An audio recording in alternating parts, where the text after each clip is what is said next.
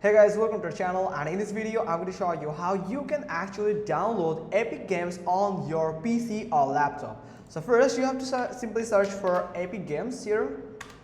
Now Epic Games is a game store where you can find so many interesting games that can be paid or free. So from here, if you want to download it, here you can find the download button. Simply click on download. Now it will start downloading the setup or installer file here. Now after once it downloaded, you have to simply click on it, or you have to go to your download folder.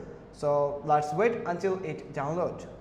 And here we go, we have just downloaded the file here. So you have to simply click on here, or you can go to your file manager and go to the downloads where you can find the installer. You have to simply click on it and it will start installing your Epic Games just like this. So you have to simply double click on it, and here you can see it has just started. Now I have already added the Steam here, so that's how you can just done it, and you can follow the prompt here.